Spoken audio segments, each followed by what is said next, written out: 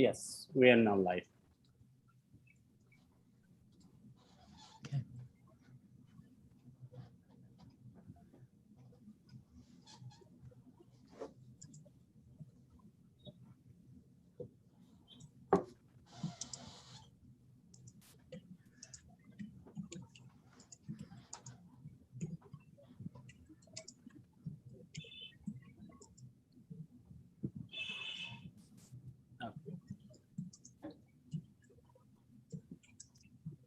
Soma, ready? Yes. Okay.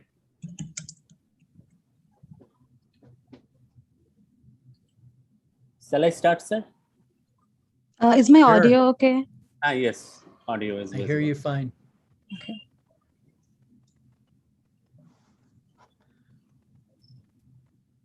Okay. Welcome everyone to our international webinar series on Bioingene platform. We are very happy. We are very happy today. We have Dr. Haley from USA. He is a very renowned wheat breeder, emeritus scientist, and lots of work, lots of variety and publication he had in his professional career. It's our privilege. We can hear some and learn something from him. Today, I request Shoma to introduce a little bit Bioingene and to our invited speaker. And before going to that, I request all the participants be patient. We give you the password for the certificate application at interview session. Not before that, so be patient. And to minimize the rush of commenting on live chat, today I have little bit altered the settings. So whatever your questions, put in the YouTube live chat, we will collect it and ask to our speaker after the interview session or just after the talk. So I request Shoma. Hello, everyone. Welcome to the Bioingene webinar series. The webinar series is a platform from which plant scientists can present their research to the world, and future scientists can gain knowledge, perspective, and inspiration. We welcome all the viewers who have joined us from around the world. If you are new to Bioingene, please note that after attending today's talk, you can apply for a certificate of participation.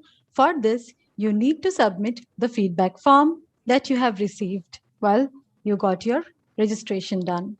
The password will be provided multiple times in the YouTube chat after the presentation, so please be patient about that. When you fill out the feedback form, please mention your full name and your full institute address, as that is your only identity for the certificates. You can collect your participation certificates after 2 days from our website. Bioingene does not send certificates through email. Please visit our website for upcoming webinars.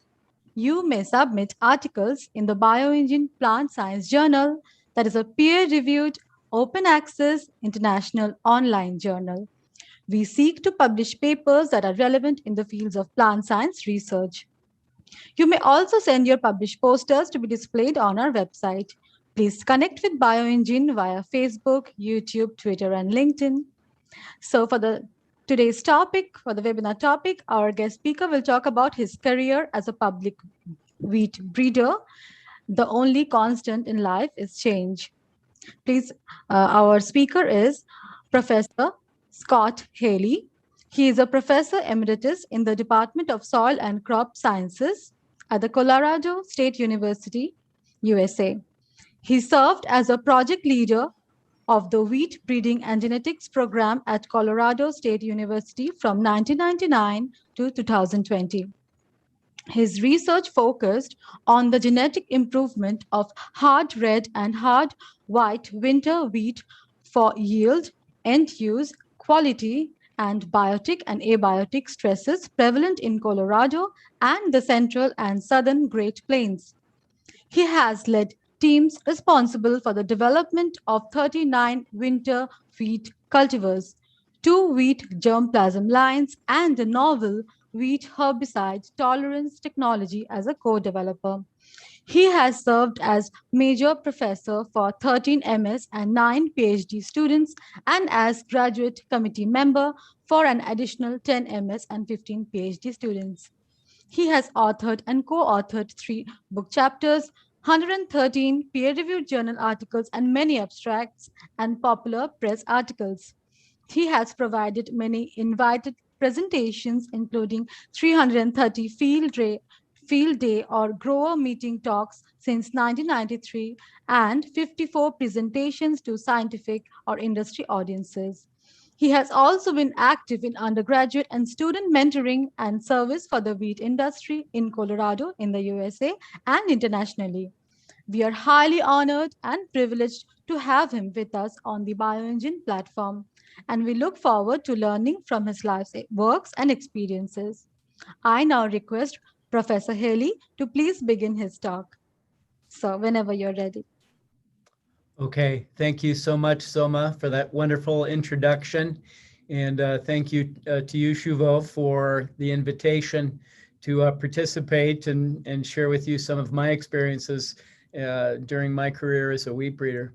So I will just say here at the outset that I just find it remarkable. I mean, because I'm old enough to remember the world before the internet, and sorry for dating myself, but I remember what that world was like, and it's just remarkable to me that we have these opportunities now to share our experiences, and I just think that's very, very, very exciting. So I will go ahead and start up my slides. Let me share my screen first here.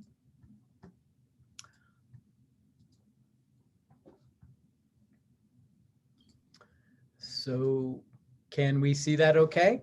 Yes, sir. Okay, so. very good, very good. Yeah. So as Soma indicated in the presentation, in my introduction, what I'd like to do today is talk about my career as a public wheat breeder, and you know, really not so much talk about all the different things we did, you know, but just how I can now look back at that career and maybe take some lessons from that in terms of some things that changed for us along the way in different ways, and how technology came to bear over time, right? Came to bear to allow us to hopefully breed better wheat varieties for producers in our region. So I'd like to just maybe start here with a little outline of the presentation. I'd like to just introduce myself here very briefly and where I came from. And I understand we have an opportunity at the end in the session, the question and answer session to expand on that, and I'd be happy to do that. Recognizing that many people may not be, you know, entirely familiar with U.S. wheat, with wheat production or with wheat breeding in the U.S. I thought maybe a few slides about how that works here and where that's done in the U.S. might be helpful to just kind of establish some context. So I have a few slides to talk about our wheat breeding program at Colorado State University, very brief overview. But then the bulk of the presentation, I'd like to just talk about change and how change happened to us is maybe one way to look at it, but also how we effected change in our breeding programs as trade objectives changed, as technology changed, as genomics came to us. And how we work to try to apply that to help develop better varieties in a more efficient manner. So I have just a couple of closing thoughts, and then I'd like to thank a few people, a few organizations at the end of the presentation. So as just a means of brief personal background, I did my bachelor's degree at Washington State University back starting in 1979 and finished in 1983. And I came from Seattle, which is you know, an urban area. I grew up in the suburbs just north of the city of Seattle, up in the northwest part of the country. Did not grow up near agriculture, did not know a farmer. You know, just was really not, had no experience in that at all. But I was always interested in plants. And so I did my bachelor's degree in botany. And while I was a student at Washington State University, just as a temporary worker, I became involved in the pea and lentil breeding program at Washington State University. And that was my first experience in this area. And I remember very clearly just thinking, okay, this is my big break. This is my opportunity. And it's just amazing to think just how things did turn out that way. So I finished up my bachelor's degree in 1983, and not really knowing what to do with the bachelor's degree, I joined the U.S. Peace Corps. And some of the attendees may know of this, but it's a U.S. volunteer organization. And I served as a Peace Corps volunteer in West Africa. The country was called Upper Volta when I went there. And while I was there, they had a little revolution and changed the name of the country to Burkina Faso in 1984. So I worked for 2.5 years there, and I worked for an IITA program where I was kind of like an assistant cowpea breeder. And here you can see me. I'm not sure if the pointer's working here, but can you see the pointer, Shuvo and Soma? Yes, we can. Okay.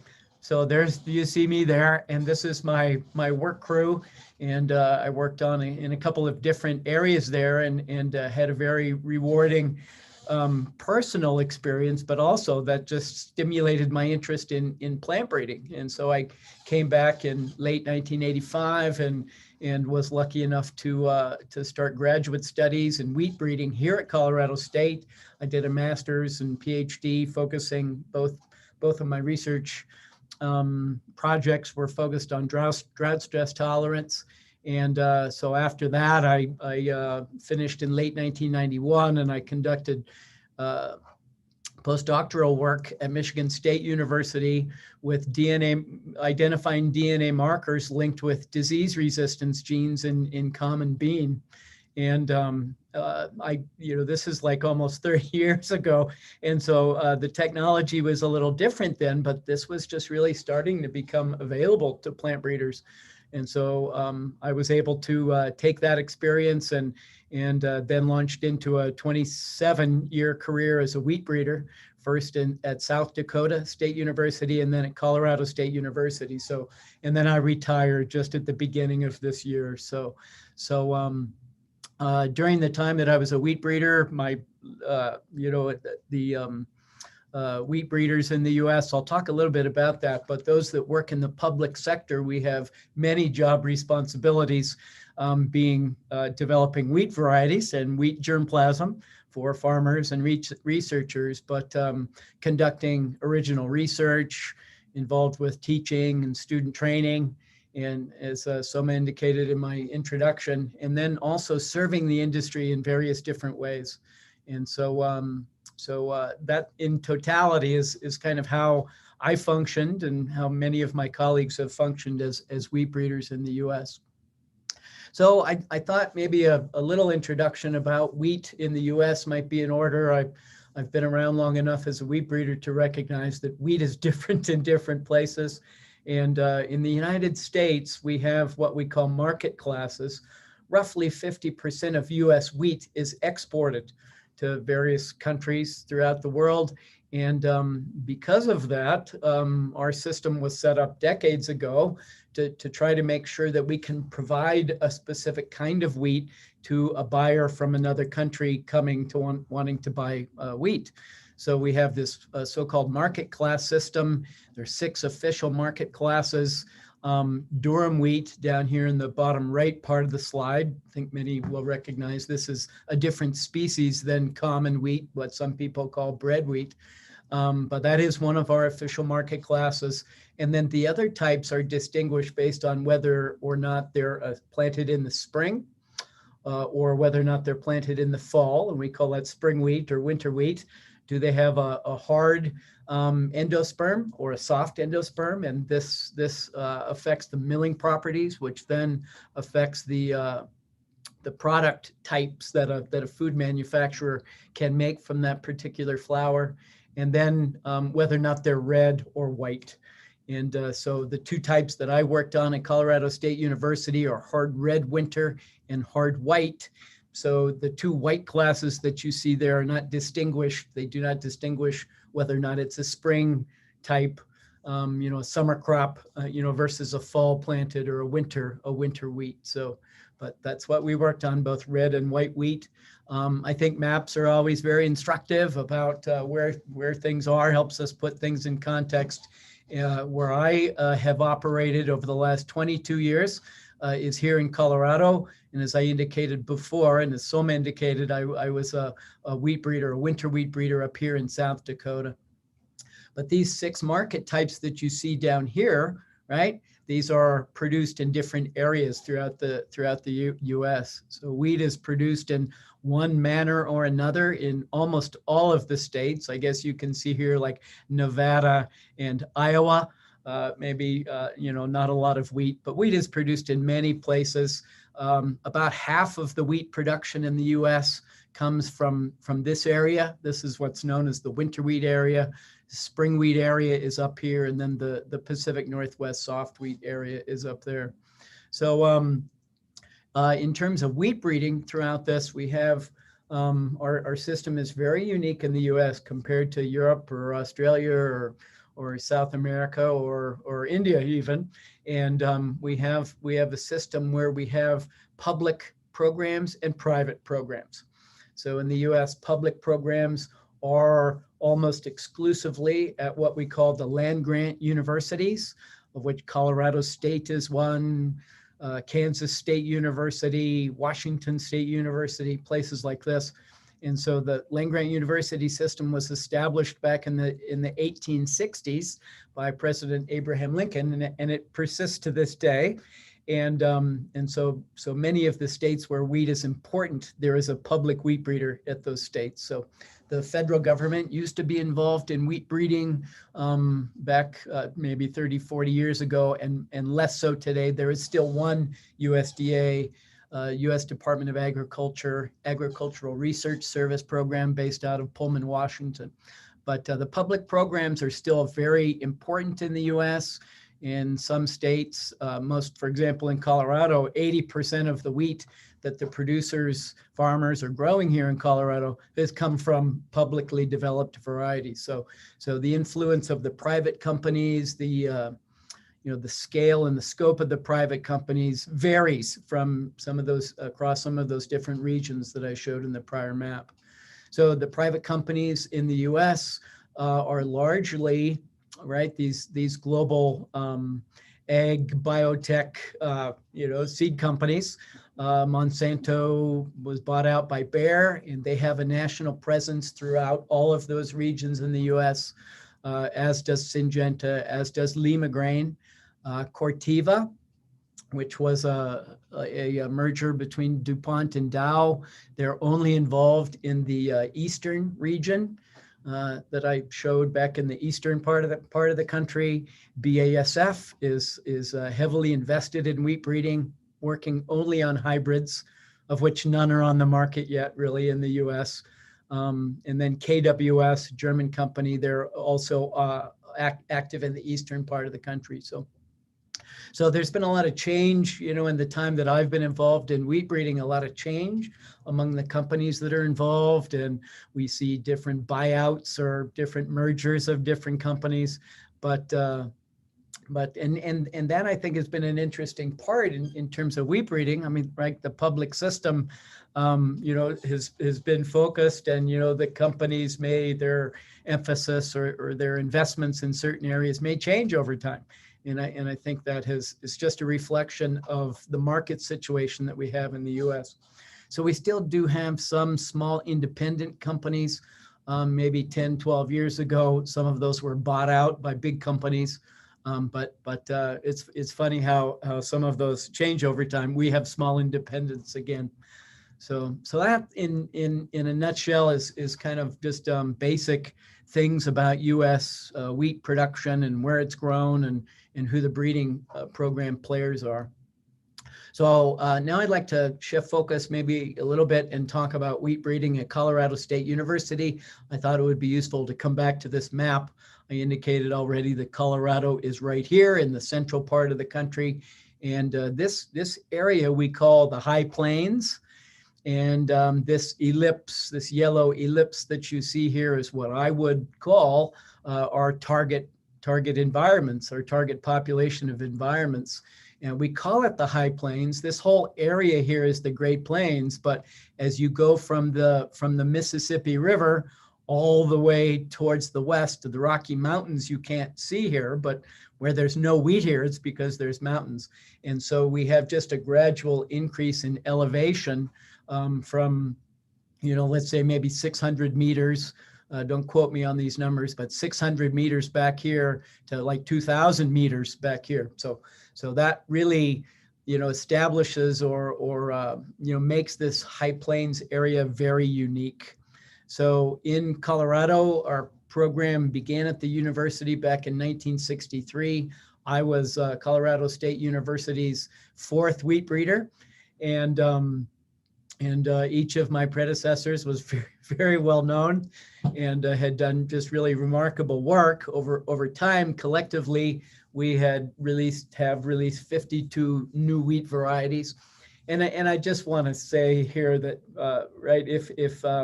if all of those wheat varieties are successful, I'd be really surprised. There were some of them that were not successful at all, some of them that were never grown. We could talk about that during the Q&A, but each of us, myself and my 3 predecessors, as well as my successor, who I'll mention at the end here, we've focused on 3 things, and that is yield improvement, pest, insect pest and disease resistance, and quality characteristics. And I would say all wheat breeding programs in the US focus on these 3 things in one way or another. And the different production regions that they may be in, maybe certain diseases or quality characteristics are more or less important. But this is really what we've been working on over the years. Semi-dwarf wheat, or the Green Revolution wheats, came into production back here in the mid-1970s. And I think that was really, just an amazing success story on the part of one of my predecessors and others. Pest resistance, I'll talk a little bit about Russian wheat aphid, but we have had our problems with rusts, in particular stripe rust or yellow rust, as some may call it, and different viruses, and then an insect pest that I'll talk about called the wheat stem sawfly. And then quality. When I came to Colorado State University in 1999, Colorado had a really poor reputation for quality, and the industry wanted us to try to fix that. And so Hatcher, I think, was one of our varieties that worked to do that. So we've also worked on herbicide tolerance. So these are non-transgenic or non-GMO. Really don't like that term GMO, but everybody knows what it means. But we were the first to release Clearfield wheat, imidazolinone tolerant wheat back in the early 2000s. And then we developed our own form of herbicide tolerance here back in 2017, where the first varieties were released.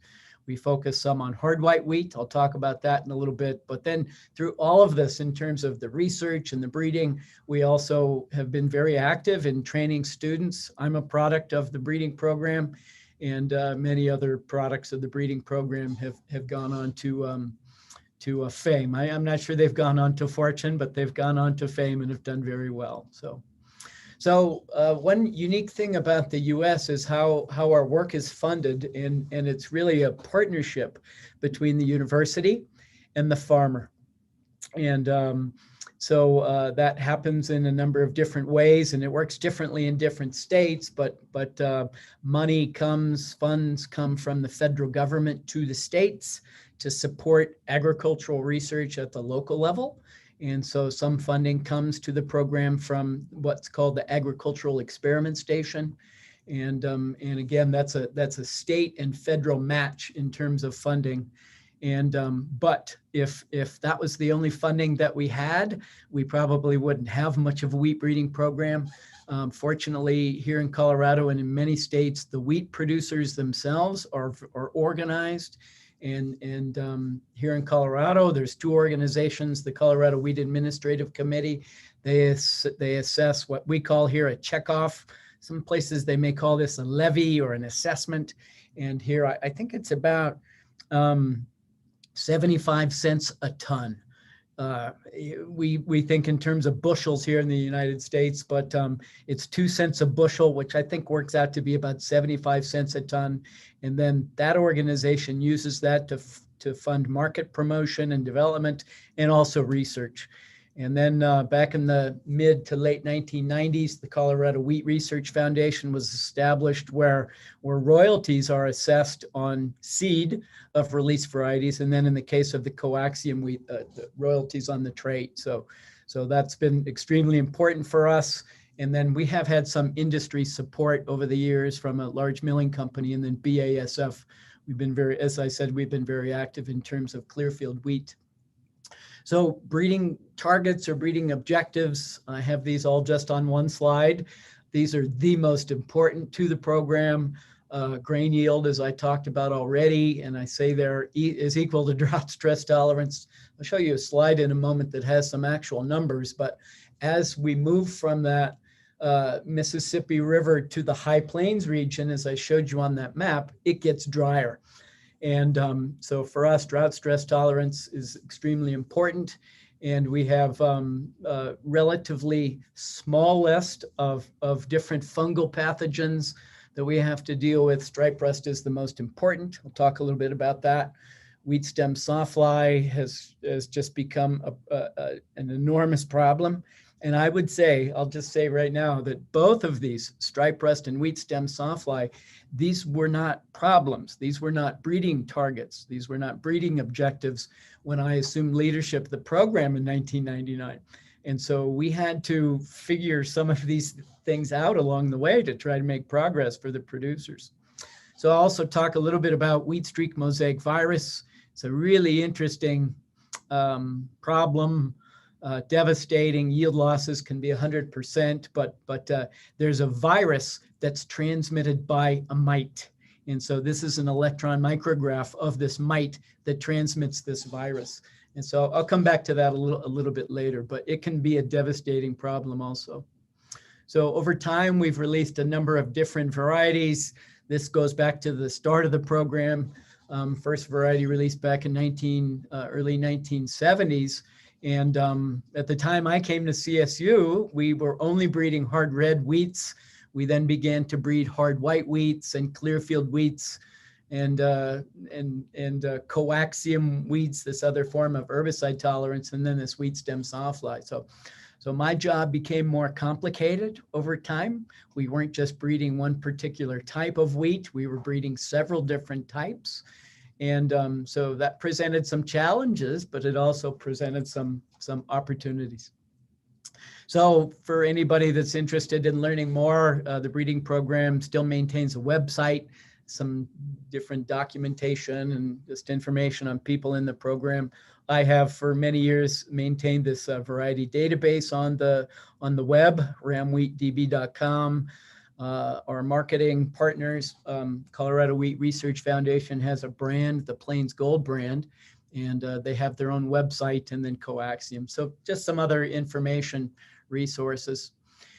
You know, in terms of what myself and my predecessors have accomplished here at Colorado State over the last 50 plus years, the true measure, I think, is yield, is grain yield improvement over time.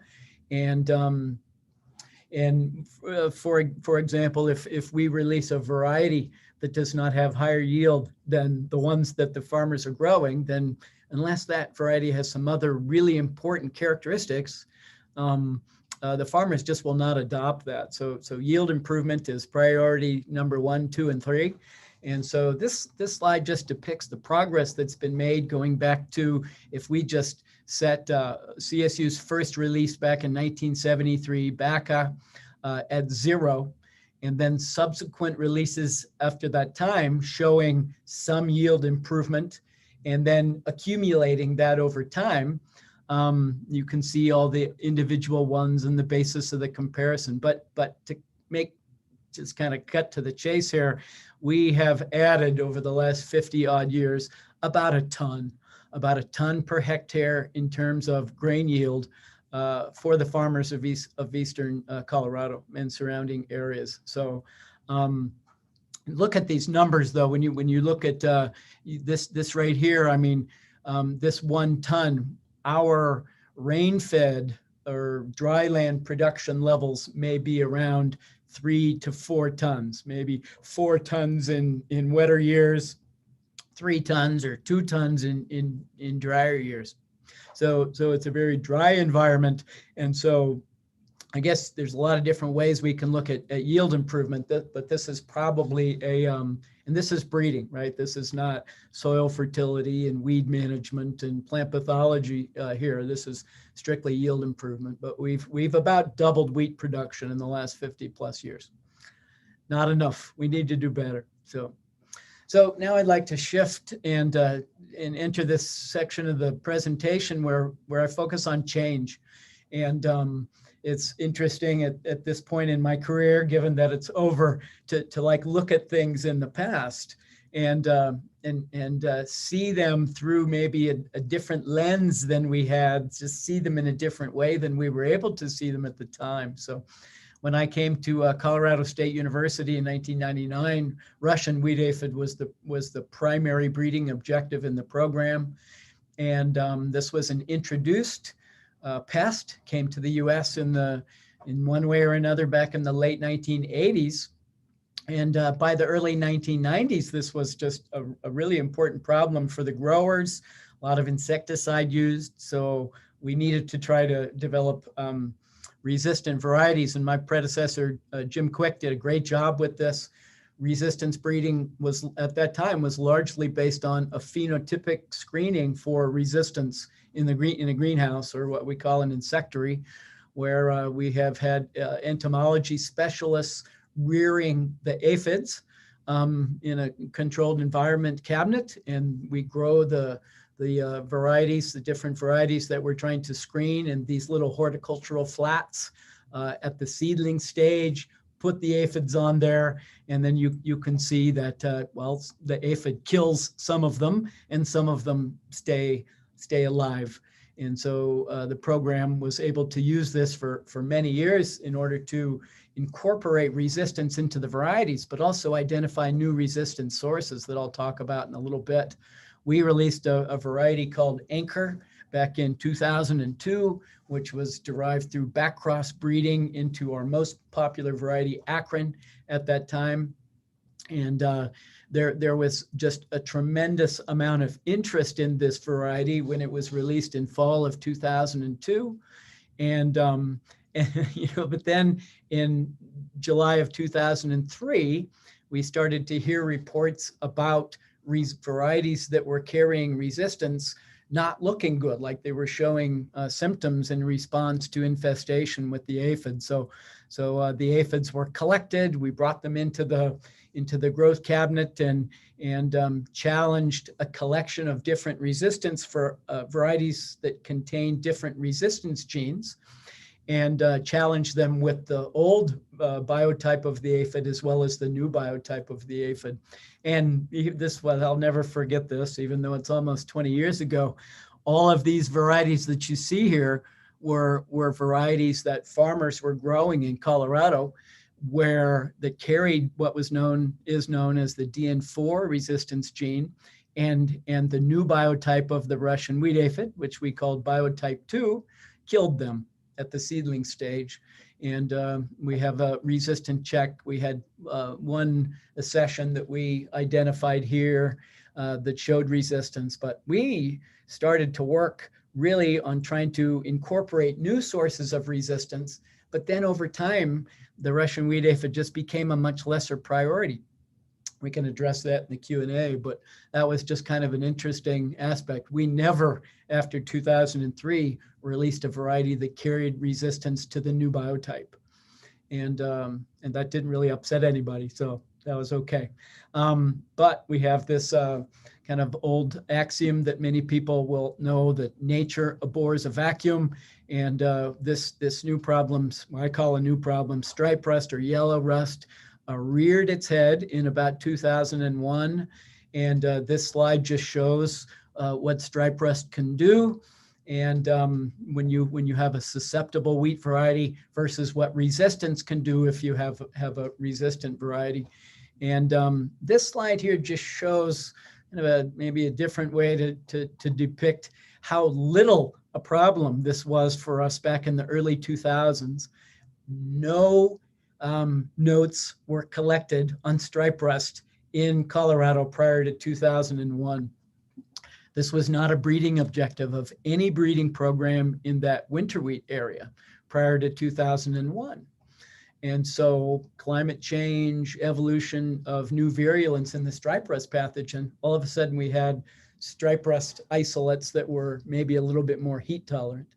And for us in Colorado, as I indicated, where we have a higher elevation as we move towards the Rocky Mountains, towards the west, well, with that brings cooler temperatures at nighttime and in the morning time, just making perfect conditions for stripe rust infection as long as we have moisture. And so anyway, this slide just depicts we had some bad years where we had a lot of 2005, I remember 2010. It was kind of every other year. We had new evolution of virulence, a new race identified in 2010, again in 2012. And then we had just kind of what I would call a perfect storm back in 2015, where we saw overwintering of stripe rust, one. And so we had an early source of inoculum, and then just extremely wet conditions. And it took 25% of the Colorado wheat crop. And that didn't even count fungicide use. So this has now become, with evolution of new virulence, this has become an extremely important breeding objective in the breeding program. So probably many of the attendees of this webinar will not be familiar with this insect pest, the wheat stem sawfly. This is a picture of the female who's looking for a place to lay her eggs. And this is a problem that's been a problem in the northern part of the US for many decades, but either due to climate change or changes in cropping practices or whatever, the problem has now expanded to the more central parts of the US. So we first realized that this was a problem in Colorado wheat back in 2011. This is a really interesting insect pest, and I'm not going to go into all the details of that, but yield can be affected up to 50%. I'll show you a photo here in a little bit about what the wheat stem sawfly cuts the wheat, and the wheat falls over. And so it complicates harvesting from the farmer. And then also wheat residue is here. It's very important in no-till agriculture. And this really is a big negative for the persistence of the wheat residue. Unfortunately, there are no magic bullets. There are no effective insecticides. There are some parasitoids which will lay the eggs inside the wheat stem sawfly larvae in the stem, but we don't have them so much here yet. And they're here, they're just not in the wheat yet. And so hopefully over time, they'll kind of figure it out. You know, farmers can alter their farming practices and so forth. It's a partially effective, and then genetic resistance is partially effective.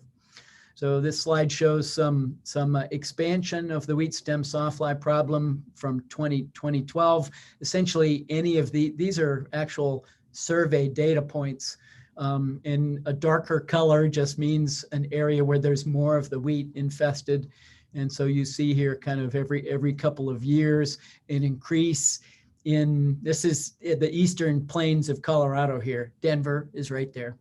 And you see a continual expansion of the problem further south in the region, but then also more dark areas where the level of infestation is higher. And then this is the most recent completed survey. I think 2021 they're still working on, but you can just see the extent of the problem.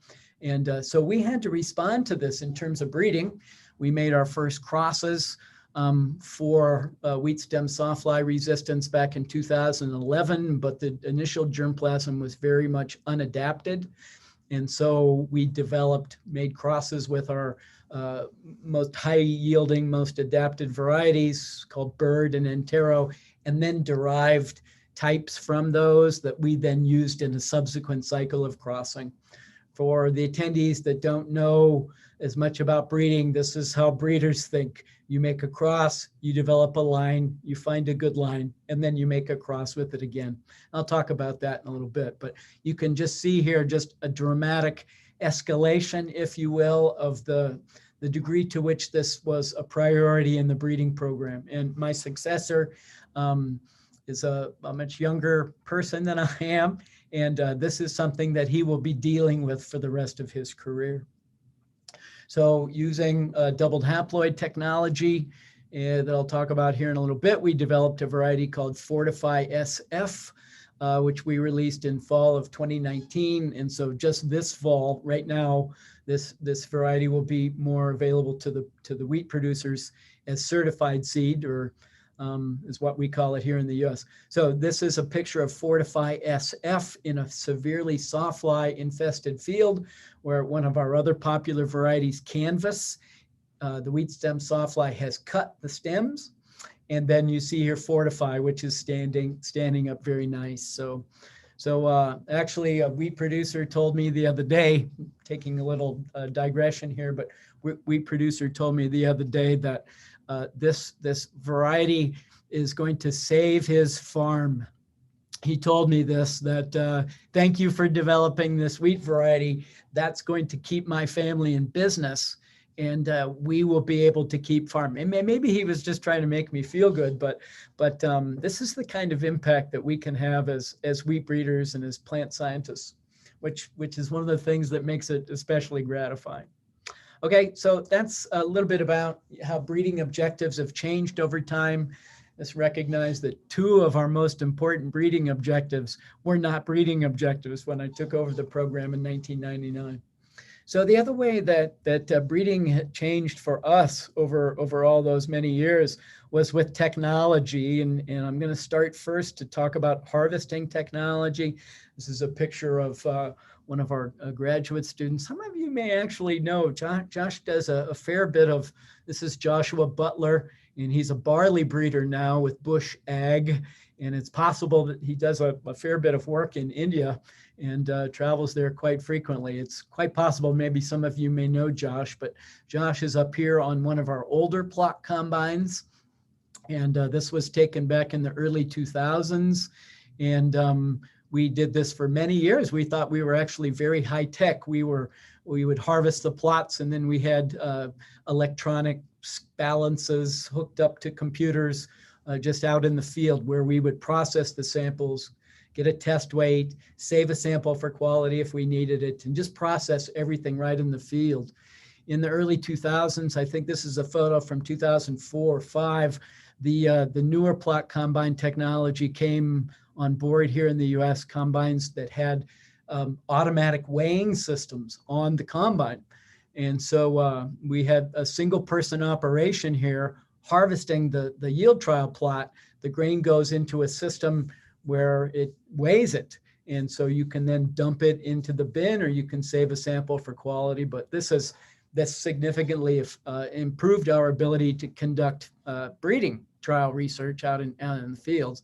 And then this is a slide from this past summer showing now the next evolution, if you will, of wheat combines. I'm not going to tell you how much this thing cost us, but it has a cab here that has air conditioning, and it just works a lot better and a lot faster than the prior technology. And this is really how we have approached drought stress tolerance improvement in Colorado, is based on field trials. And without having this newer combine technology, we would not have been able to do this. This slide shows this is the state of Colorado, and these are counties, all these different areas with the names here. And we have an extension trial system where farmers will come and look at the varieties, but the breeding program has separate breeding trials. And when I came to CSU in 1999, we had 4 locations, as you see here with these stars out in the predominant wheat area, where we conducted breeding research. And then this is where I'm at right now at Fort Collins. And we had a bad drought in 2002, and I added 2 new trial locations because we lost so many trials to drought. So we need more trial locations or we're not going to make any progress. And then in 2007, and then 2014, we expanded again, where we have locations now where our most advanced trial is at now some 14 or 15 locations. So what we're able to do here, for those of you that have a plant breeding background, is that we can sample the environment better. We can improve the accuracy of our field evaluation for grain yield, and hopefully make better progress over time. And this would not have been possible with the older combine technology. So we've seen breeding objectives and how those have changed, and harvesting technology. That has had a direct impact on our pipelines. Breeders will show slides like this one of our breeding pipelines from the time you make a cross to the time a variety is released, all these different numbers and these different generations, and then how long it takes to develop a new variety. So with conventional technology, the program that I inherited in 1999, 10 to 12 years to develop a new variety. And we tried to make that a little bit shorter by accelerating the earlier stages of breeding. But then here the point I wanted to make here is looking at some of these numbers. Based on the availability of improved harvesting technology, we essentially doubled the size of the breeding program in terms of the numbers of lines that we could evaluate in breeding. Some of you may have heard of the so-called breeder's equation, and this is a fundamental part of that breeder's equation. So, and then you can see here the numbers of test sites that we were able to exploit. So the other thing here in terms of breeding pipelines is going back, I don't know, maybe 10 years or so ago, we implemented doubled haploid breeding, and I won't go into all the details of this, but essentially we cross-pollinate F1 wheat plants with maize pollen, and that doesn't work, but it does stimulate immature embryos. Those are rescued, put in a tissue culture, and then we generate a true breeding or a completely homozygous line in about 13 or 14 months. And so we've used this technology to accelerate breeding in a few different ways. And this slide shows this conventional pipeline that I had on one of the prior slides with what I call a so-called fast track pipeline, where we develop lines either using doubled haploid techniques, as I mentioned, or single seed descent, classical breeding methodology. And so this conventional pipeline we kept largely intact after we began to deploy double haploid and increase our focus on single seed descent. And we essentially added this part to the program. I was not willing to throw out what had worked, what we knew worked, and just try new things. I wanted to do it all. And again, this would not have happened without availability of some of that harvesting equipment that I showed you.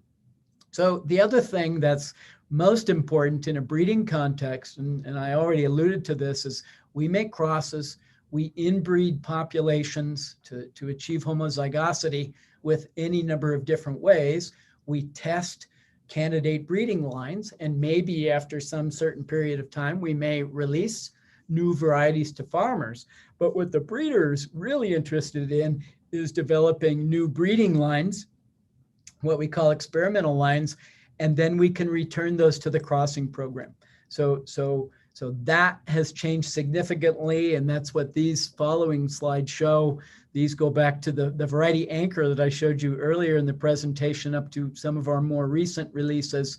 And you can just kind of get a sense here. This shows the number of years here on the y-axis from the time we made the cross to the time the variety was released to a farmer. So over time, and these ellipses here, right, they're not exact.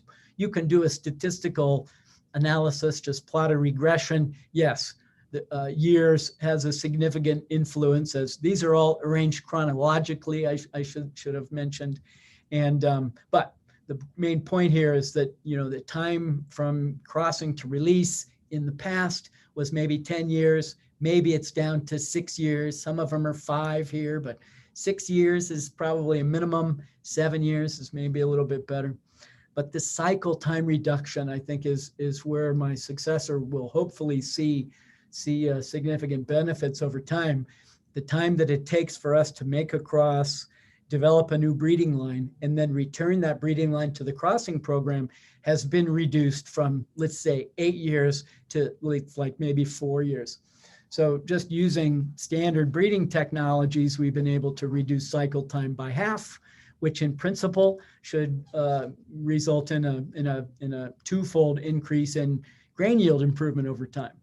If only things were so simple, that would probably happen, but something we've worked on very hard.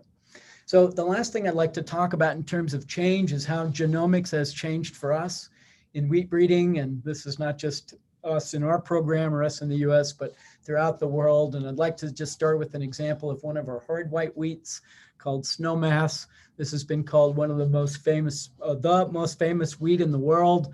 And interesting story of this variety that we can talk about in the Q&A perhaps, but this variety is used in what's called an identity preserve program, where whole grain flour products are used to make different products that have the bran in them, white pan bread products and different kinds of products. And so this was a variety that we released in 2009, got a lot of attention. We realized early on that its unique quality properties were almost exclusively due to one gene on chromosome 1b, high molecular weight glutenin gene, that we could see this in terms of a quality testing, but this is a old school polyacrylamide gel showing this variety Snowmass has this size band here at this particular place, and then a standard which is known to carry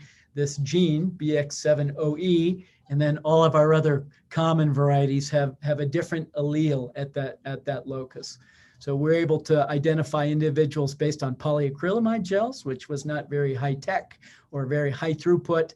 Then in the early 2000s, ABI sequencers came to be, and we were able to significantly increase our capacity to screen breeding lines for the presence of this. This shows Snowmass, shows this little peak, and Hatcher shows this little peak. And so we were pretty able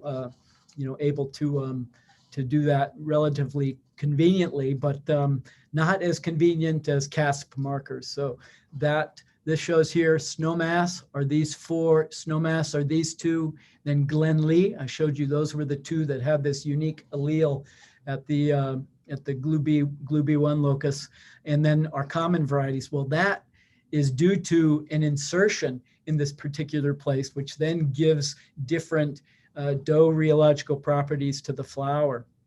So this shows DNA sequence in this region. And we weren't able to do DNA sequencing back in the day, but now we're able to use our knowledge of DNA sequencing to design CASP markers. Hopefully some people are familiar with this. This shows the primers. We never published this, but it's all open source. And this shows a cluster analysis of this BX7OE, where we're able to distinguish individuals that lack the gene from those individuals that are either homozygotes or heterozygotes at that particular locus. And we can do this for 3 cents, roughly 3 cents when you look at the cost of DNA extraction. Of course, you have to have people and you have to have equipment, but in terms of the operational costs, we figure maybe 3 to 4 cents. So this has revolutionized our breeding program and many other breeding programs throughout the world. So the last thing I like to talk about is in terms of DNA sequencing, and this slide shows, what it costs to sequence the first human, what it costs to sequence a single human genome, going back to like $100 million, 20 odd years ago, to $1,000 today, and just how DNA sequencing costs decreased dramatically. Well, this has come to us in agriculture and to us in plant breeding. And we didn't think of this technique. We simply, applied what others had developed And we have implemented a technique called genotyping by sequencing, is a whole genome DNA sequencing technique, which the references that you'll see are there. And there's plenty of literature on this now. But for us, this was a new thing.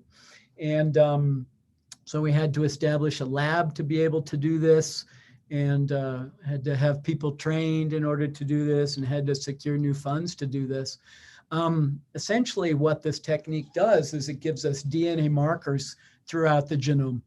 And this bar chart here shows for wheat's 21 chromosomes, how many markers we get through just one bioinformatics step in this process. So when we started this back in 2012, maybe it was costing us $19 to do GBS on one variety, on one breeding line. Maybe we've decreased that as the sequencing technology has improved. The costs have gotten cheaper. We're able to multiplex at a greater level. And also what's happened over this time, you can see that here, the Illumina HiSeq has improved. And then now we have the Illumina Nova Seqs. We've gone from 96 plex to 192 to 384 plex. And then also the reference genome that we have available to us in wheat, where we can align the different DNA markers to specific regions of the chromosomes, of individual chromosomes and individual chromosome arms. This, for me, has been one of the most exciting things to see the evolution of the technology. And then, but my interest was using this in breeding, not as an academic study. My interest was based on this paper back from 2009. This wasn't the first one, but this is the first one that made an impression on me.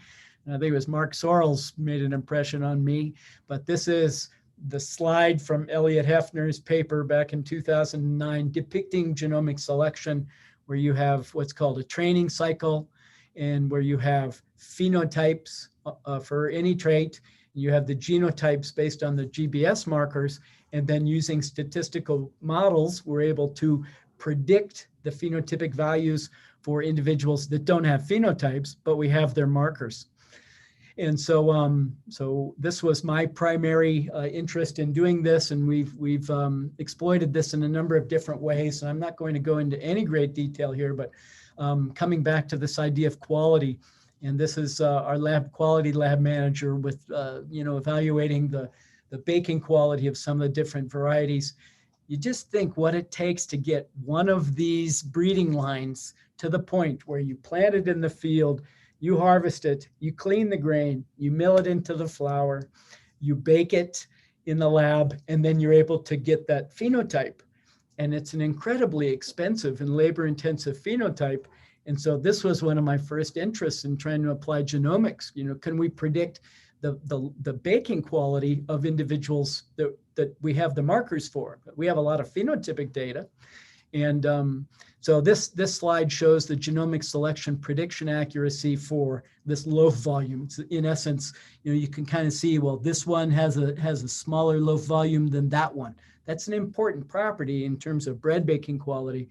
And we can predict that with reasonable accuracy. The panel, the training panel, are all the green dots. The red ones here, they're all fall on this line because we don't have an observed value for those. We can get a prediction of those individuals based on an $8 DNA marker assay and do it with a reasonable degree of prediction accuracy. Wheat stem Sawfly that I talked about earlier, same thing, see a little bit higher accuracy.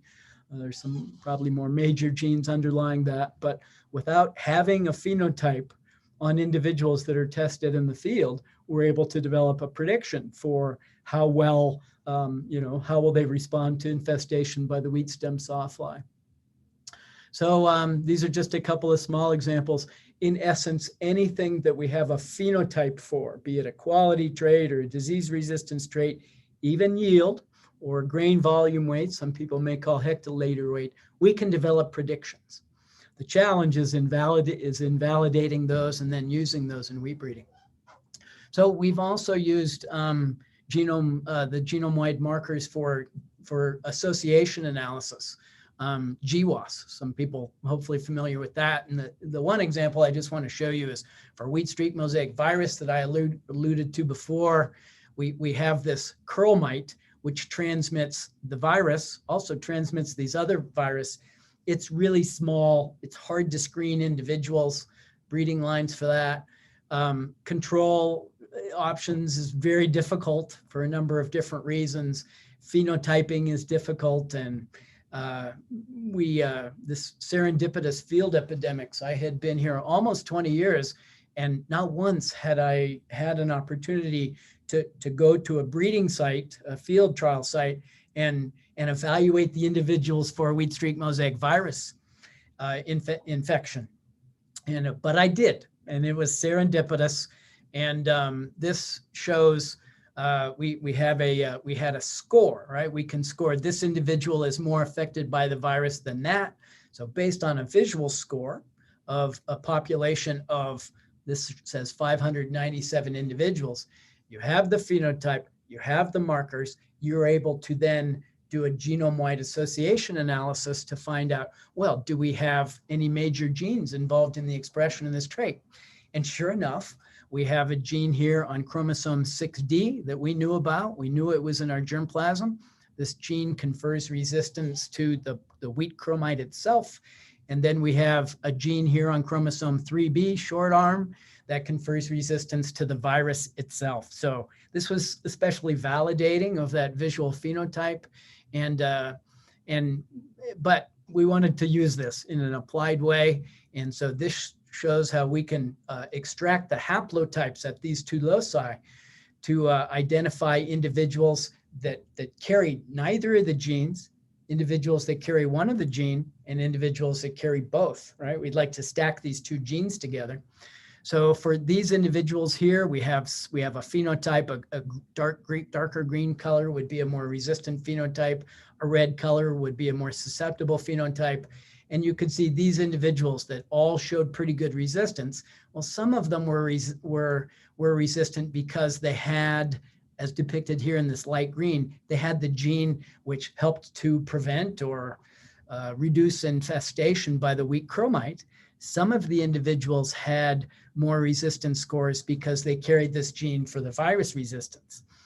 This group of individuals here presumably carry neither of the genes, but we see a range in the phenotypic scores for the virus. And so maybe that would provide some opportunities for follow-up. This is the thing that's most exciting. Well, one of the things that's most exciting, we can now identify individuals that carry both genes, which we could not do that before. So without a lot of work. And then also this shows these are individuals, new breeding individuals. We don't have a phenotype for them yet, but we're able to identify if they have one or both of the genes. So we've been applying this technology in other ways for other traits. This shows a major gene for wheat stem solidness, which is associated with resistance to the wheat stem sawfly. And we know about this gene. We have a CASP marker for this gene.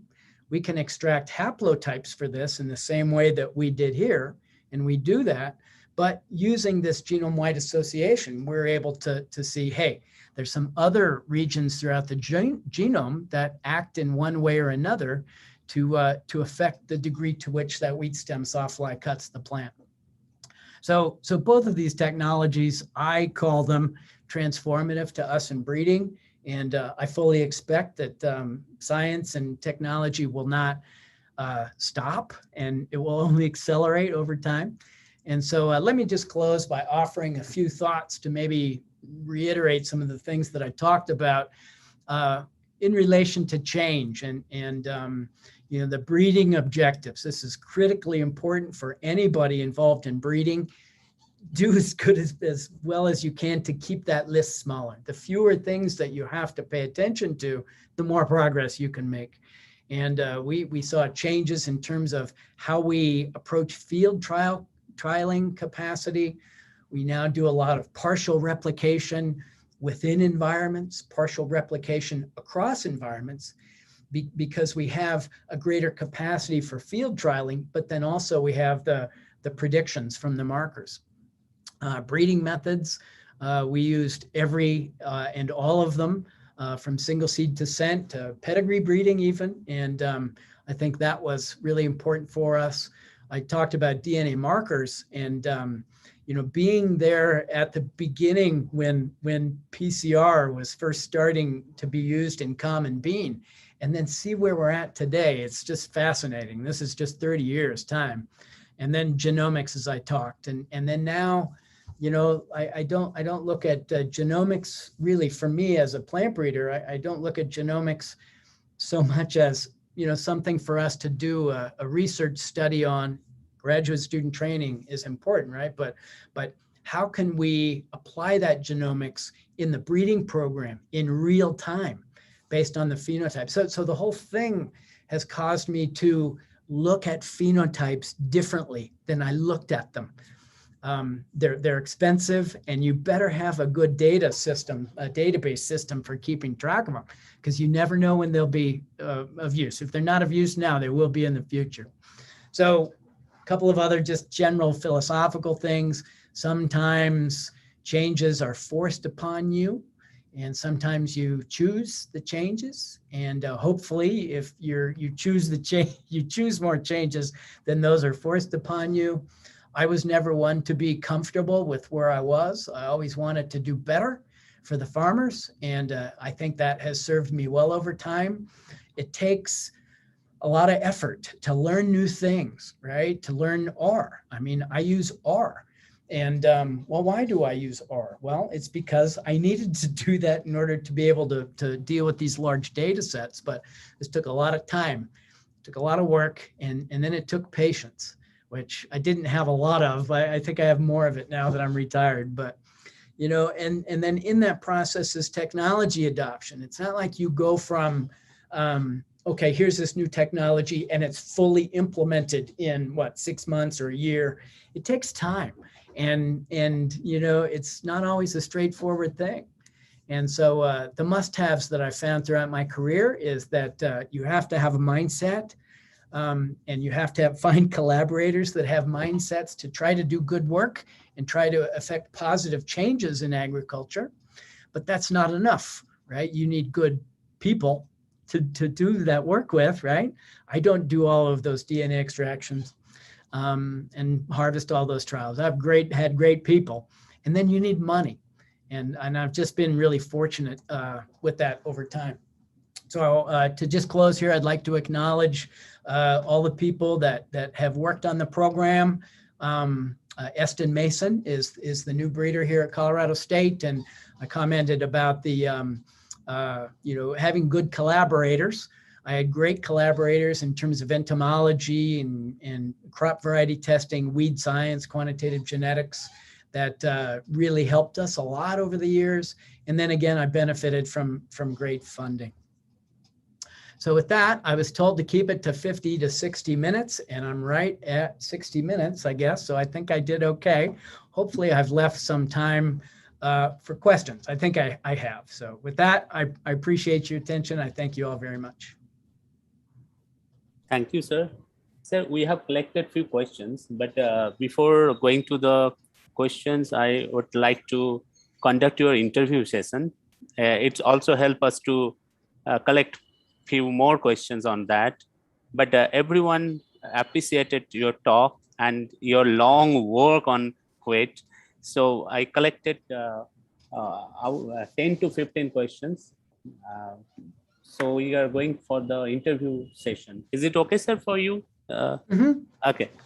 Yes. So, I printed some of them out, made a few notes. So. Okay, sir.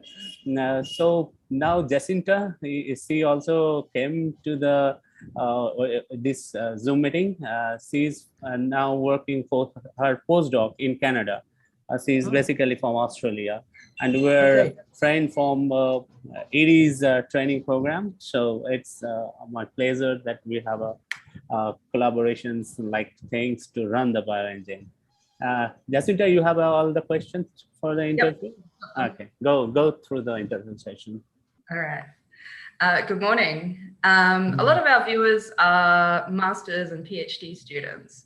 So for the first question, if you could please share your journey as a plant scientist for our viewers. Well, I touched upon this a little bit in that brief introduction that I gave.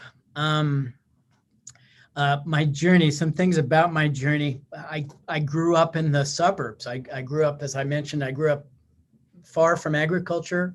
My dad was a businessman, but I went to the land grant college, Washington State University, and I liked plants, liked botany, and just wasn't sure, how do I apply botany? How do I get a job in botany? And so I just, by chance, really, it's a funny thing about life, right? You don't always pick, you may get to choose some things, but choices are presented to you. And if you're lucky or if you're smart, right, you pick the right choices. And so I became involved in crop breeding when I was in as an undergraduate student. Didn't really ever think that was going to be how I would spend my career. And the thing that really did it for me, you talk about my journey. I mean, if there's like one thing that was most important, it was my experience in the Peace Corps in Africa. And I lived in an extremely poor country at that time, probably still is, one of the 10 poorest countries on the world. There was, this was in the early 80s, and there was drought throughout Africa. And unfortunately, there was starvation throughout the continent. I don't know what the numbers are. You can go look at it on Google. And I just saw that, plant breeding was a way that you could do something about that. And, I know that not everything is plant breeding, right? We have different other aspects of agricultural research, but plant breeding, and one of the things I really liked about it, like it was direct, right? A tangible, the most exciting part of my career was to develop a tangible product and put that out in a farmer's field. And if you're lucky, the farmer accepts that variety because it improves their bottom line. So in terms of the journey, there were, I guess, luck. I guess I was smart enough, right, to get through graduate school and succeed as a professor. But really, luck is really important. I've heard the expression that luck has the smell of perspiration, because if you that's another maybe overriding theme, is that if you're willing to work hard. I came from the suburbs. What do I know about agriculture or genetics or plant breeding? And but I wanted it. I wanted to work hard. And if you work hard, I just feel that anything is possible. So I don't know. Those are maybe just some more overriding thoughts in terms of my journey. If you had a follow-up question about anything, I'd be happy to entertain that. Great. It also sounded like you have to jump on those opportunities that are presented to you as well. So I think you mentioned, wanting to help people in a tangible way. Is that your main motivation for building a long career in science, or are there other things as well? Well, I mean, I got married and I had children. So, I mean, the other reason, right, is, you need to have a job and you need to pay the bills. And, wanting to do, have a secure situation for your family and education and housing and things like that. So let's face it, that was always a primary motivation. But I don't know, my experience in Africa, it changed me. To see people that don't have food. And so I just saw that, okay, we all, right, would like to do something that has impact and has meaning. Not every one of us gets to, receive a Nobel Prize or, some other big award, right? But it just to me seemed like it was a way that I could make an impact. And then at the later stages of my life, be happy looking back that I had done something for humanity, right? But, when I was 20 years old, I didn't think about doing anything for humanity, just started to figure out how to get a job. So. Great, thanks. Do you think the available agricultural practices will be enough to feed 10 billion people, or is there need for improvement to attain food security? So I had made a note, I had printed these out and just thought about it just for a couple of minutes. There's always a need.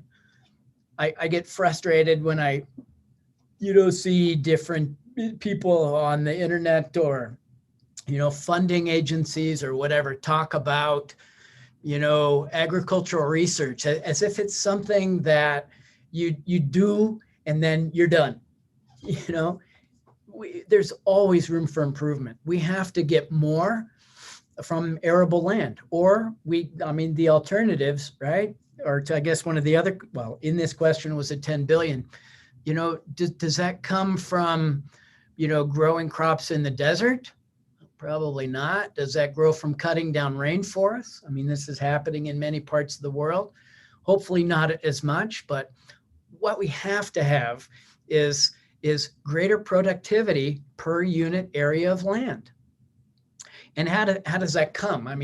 Farmers I've felt over time, at least the ones that I've been fortunate enough to interact with, they're the greatest innovators, right? Not all of them, but the ones that are still in business here in Colorado, they're the great innovators. But where did those innovations come from? They don't come from just out of thin air. They come based on research, on ag research, and be it genetics, be it we need to get more biomass produced for each unit of nitrogen that the farmer applies. We have tremendous challenges in terms of evolution of crop pests, as I talked about, and diseases. That's not going to stop. And your question says available agricultural practices. Well, what do we mean about available? One of the other questions is, what's my opinion on GM crops, and what's my opinion on CRISPR genome editing? And it just shocks me, well, these are available, right? That they're not available in wheat, at least GMO, right? We don't have GMO wheat anywhere in the US. Well, what if we had GMO wheat that would take care of this wheat stem sawfly problem? I don't know. I don't know how we would develop that. It's not my area, but sure, that's available, but we're not being allowed, we're not being able to use it as we might, due to the influence of different groups or different people that may have their own agendas in one way or another. So I guess that to sum up my long rambling answer here is no, I do not think that our available agricultural practices are enough. We need a continual investment. We need greater investment and a continual, long-term investment in agricultural research in all ways, because there's things that we can't even, right? When I started my career, I couldn't even conceive of whole genome sequencing. Well, what other technology do we not know about yet that we'll be able, to use 20 years from now? And it's going to happen, right? And so no, we don't have all of the available tools. We have to do much, much more. Yep, I agree. You'll learn that my answers my answers are kind of long and winding here. So that's fine. That's great. In your long career in wheat research, have you noticed any effects of global warming on wheat agriculture? You already touched on this, but want to elaborate? The short answer is yes, and the long answer is this is in the U.S. and maybe less so in many other countries, but in the U.S. this is a political thing, right? Do we have is climate change real? Are humans causing it? And it's a political thing here in the U.S. I'm not a scientist in this area, but as a scientist, I listen to other scientists, and I think the preponderance of evidence states that, yeah, this is happening. And in terms of what I've seen is like, farmers that I may interact with. They'll some of them, not all of them, but some of them may deny that climate change is occurring, or if it is occurring, it's just a natural thing and we're not causing it. It's not related to CO2. And I've seen a change in them. I think the farmers that are on the land here that I interact with, have interacted with, they've seen it, and slowly their thinking has changed. Not all of them, but quite a number of them. Then in terms of maybe more tangible things, I mean, why is stripe rust a problem for us now? Why is wheat stem sawfly a problem for us now? And temperature shifts have to be some part of that, and how that impacts cropping systems, how that impacts the agroecosystem. And then last but not least, we've gone from two straight years here in Colorado of having really high temperatures, like 30, 35, 37 degree temperatures during grain filling. And I can go back 27 years when I started, and you'd have heat, and heat was kind of something that was more important for the spring wheat breeders, not so much for the winter wheat breeders, because the winter wheat would mature before the spring wheat, but that's not the case anymore. And yeah. So yes, I've noticed the effects is the short answer. Yes. Great. Well, not great. Okay, so the next question you definitely touched on in your presentation, but maybe you want to give a little recap. Have you witnessed any particular insect pests of wheat that were considered to be minor pests, but at first, but have suddenly or recently become major pests? Well, I talked about the wheat stem sawfly, and that's I don't know what else I need to say about that. It was kind of interesting. I started to, one of the problems that plant breeders have is like, when you're working, 60 hours a week or whatever, just trying to do your job, and how do you breed for things that aren't problems yet? And we've been working on UG99 stem rust resistance, and we started to work on wheat blast, and we had started to work on wheat stem sawfly, before it was acknowledged or realized that we had a problem. Because I was thinking, okay, I better be ready. But, in retrospect, I wasn't ready. I should have started 5 years earlier, but hindsight's 2020. So that is one. I had been keeping my eyes. There's another insect pest, another fungal pathogen,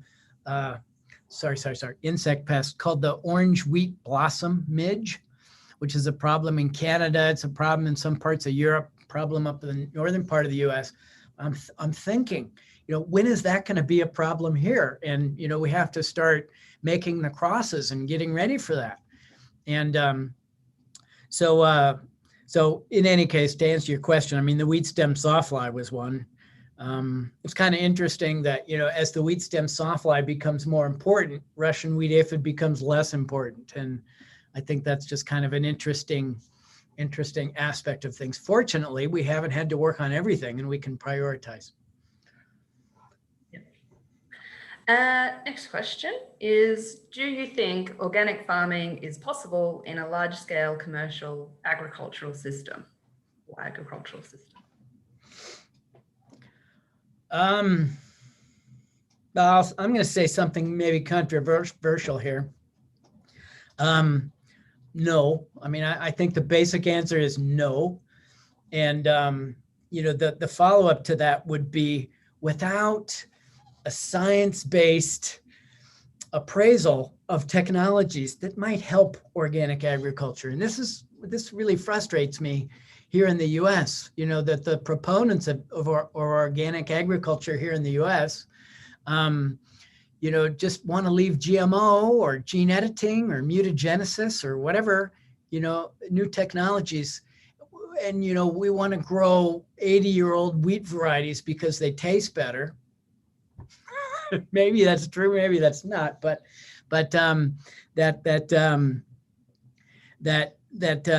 why can't we bring to bear other technologies to make organic farming sustainable? Because I don't believe organic farming is sustainable.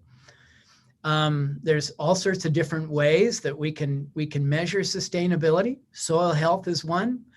Tillage is not good here in our area, and organic farming depends on tillage. Weeds become a problem. I mean, I talk to many farmers who say, well, I thought about organic ag. My neighbor did something, and now he's got a 80 acre, or what would this be, like a 40 hectare plot of land or whatever, that's full of perennial weeds. And it's not a sustainable agricultural practice if we're looking at having 10 billion people. What about a GMO trait that allows the wheat plant to be twice, or the maize plant or rice plant or whatever, to be twice as efficient with each nitrogen ion? Why would that not be a good thing for organic agriculture? But so there's tremendous opportunities, but unfortunately, I think those that either they have an economic stake in organic products and selling organic agriculture, maybe that's the predominant way, but I think the minority is out shouting the majority in this. But in the future, right, in the present, with climate change and moving into the future, population challenges, how can we not embrace technology? And I am old enough to remember listening to Norman Borlaug talk about technology and about nitrogen fertilizer. Explain to me how a nitrogen fertilizer from the Haber-Bosch process can't be used in organic ag. Well, where's the nitrogen come from? Well, if they have legumes in the rotation, maybe it comes from nitrogen fixation, but that's not enough. So I get a little riled up, when people talk about organic agriculture, and that's okay. We can have an honest discussion about this. No, that's great. According to you, which sectors of plant science research will prosper in the near future? Well, I did have a few notes about that one here. Plant science research is a big thing, right? And so I'd like to restrict my comments to breeding, because that's what I know best. And we're just kind of at a critical place in plant breeding research, I feel, where we have genome sequences of many, or if not all, the major food crops, and we're trying to figure out how to use this, and how do we use that information to develop better crop varieties. And I see the development of AI, artificial intelligence, which I have no idea what that really means, but it sounds fancy. Machine learning, we tried to delve into this, taking this enormous data set of climatological data or soil microbiome data or whatever, and applying that in some way. It's been I remember before we had computers, I hate to say it, but to see where we are, what we can do with computer technology now compared to years ago, that's only going to get better in the future, allowing us to exploit more, maybe larger, climatological data sets, remote sensing, things like this, drones, and then, in terms of gene editing, being able to affect changes, precise changes in the genome, I think is another area, but that I think will most optimally be applied best when we look at it in the context of modeling and machine learning. And so data intensiveness, I think is something that will prosper in the present as well as the near future. So great, thanks. The next two questions I had were about your opinion on GMO crops and CRISPR genome editing. However, I think you've answered your opinion being pretty favorable, so I might skip on to the next question. We know that you're a reviewer for many renowned journals and editor of books. Can you give us some key takeaway messages to improve our manuscripts? Okay. I do want to go back to this GM very quickly, GM crops and gene editing. I recognize that regulation, safety testing, these are not trivial and these are important, right? So I'm not advocating, I don't think proponents of transgenic crops would advocate just free and open, deployment of things without adequate testing, but it has to be reasonable and science-based. So enough said on that. So in terms of takeaway messages to improve manuscripts, I thought about this. The first thing, there's a lot of different ways to look at this, but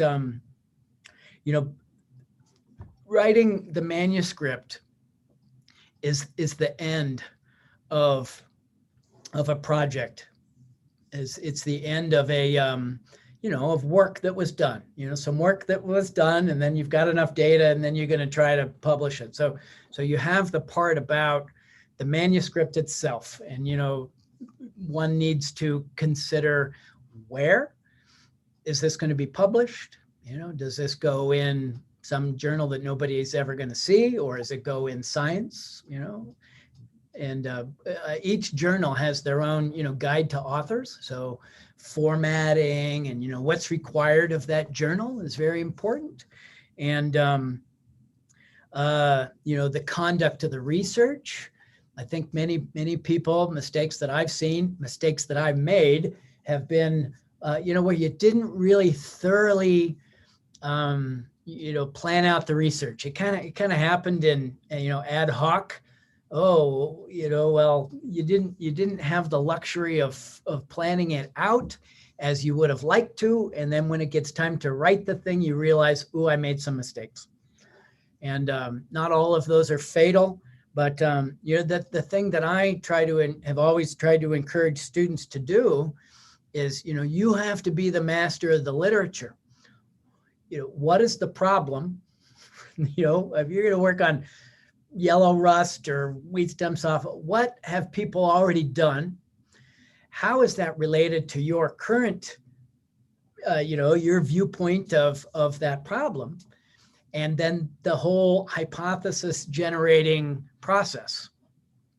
And if you as a young researcher are not really clear about that what was done, how does that relate to what you need to do? And from that comes the hypotheses for the work, right? Then you have objectives. How am I going to, try to address these hypotheses?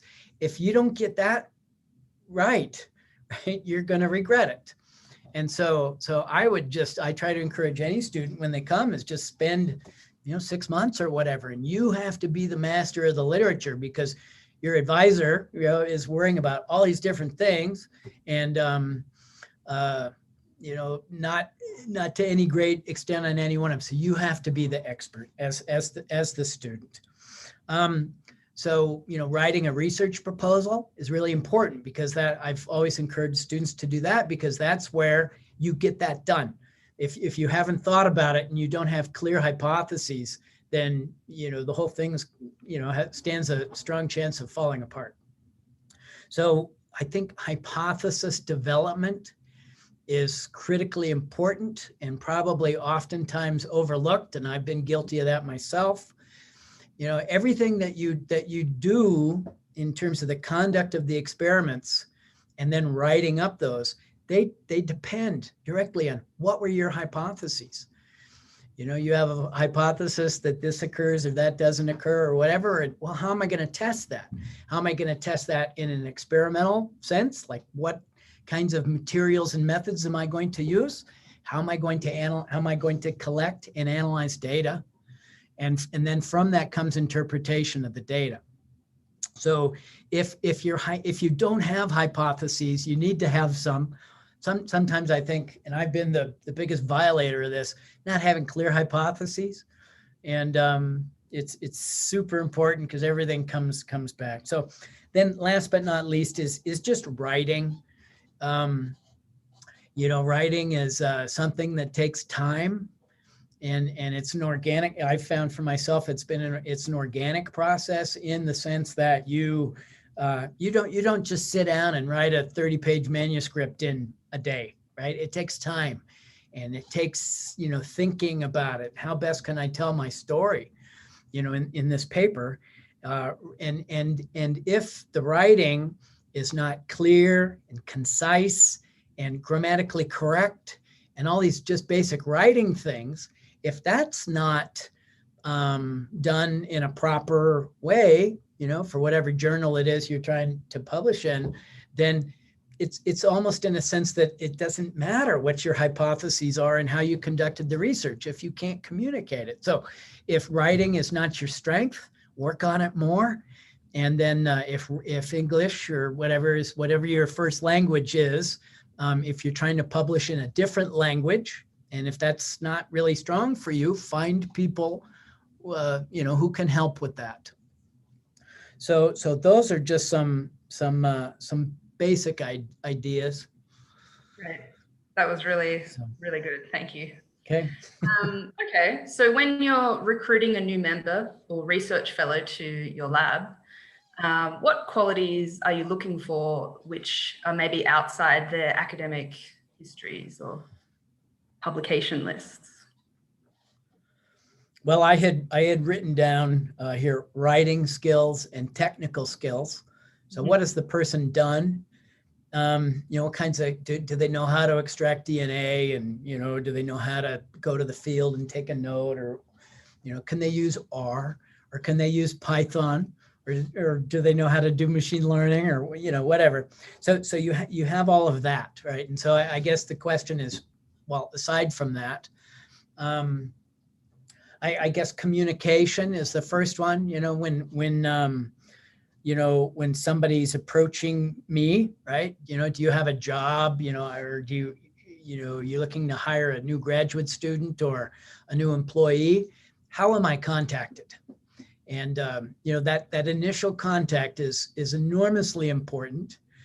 I've always been impressed by the student or the postdoc or whatever who says, well, I've done a little bit of background on your work or whatever, and I'd like to call you and discuss. And I have some questions that I'm not, you have to put time into this, right?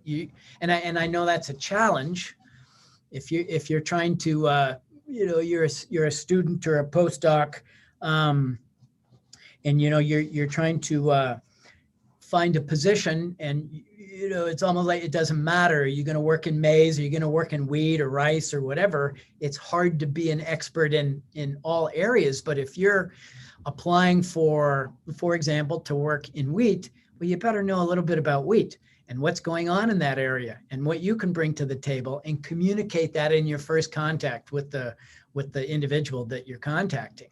That first contact, you better not have spelling and grammatical errors in that email. And I've just always thought that, making that personal contact, very seldom when I was filling graduate student positions, very seldom did I put out a formal announcement,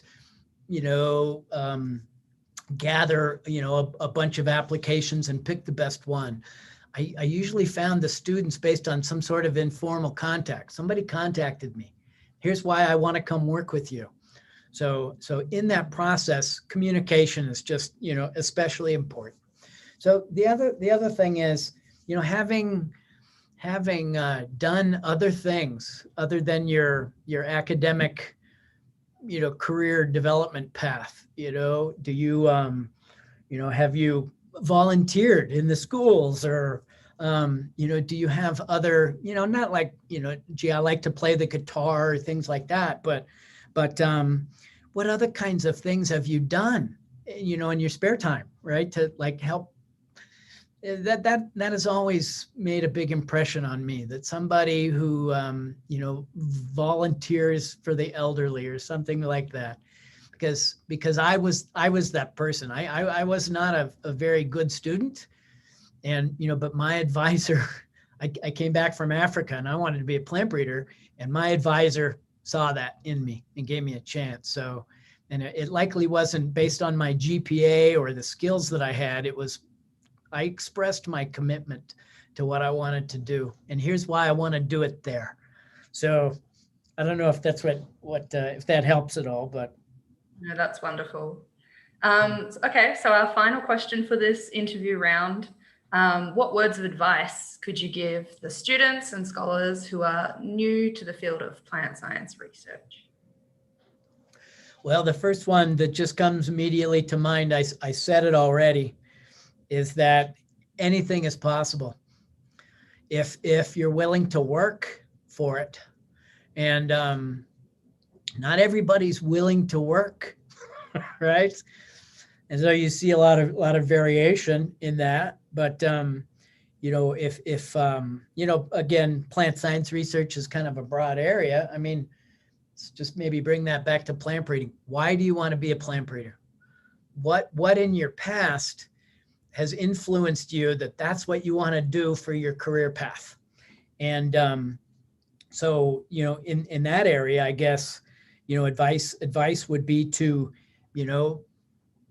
depending, I know opportunities are different throughout the world, but, become involved in a program, right? If you think that plant breeding is something you're going to be interested in as a career, well, it would be advantageous to have more experience than just, I took a class in plant breeding. Well, what I did was I also worked in this, plant breeding program as an intern or a volunteer, or they paid me and I did this kind of research project. And more, myself included, but more undergraduate students that have worked in our program, gone on to graduate school in plant breeding, become plant breeders. That's how it happened for them, was to become involved in a program in some way. So I think that would, transcend just like breeding and maybe go out to this broader area of plant science research, become involved in a research program in some way. And then, be involved in like things like this, try to identify leadership opportunities is another thing. Can you work with people and how can you work in groups and get along with people and things like that. Maybe building your career, not just in the classroom setting, but, well, I was also involved in this group, right? The students, in agriculture association at my university or whatever. And in that capacity, we did this and we did that.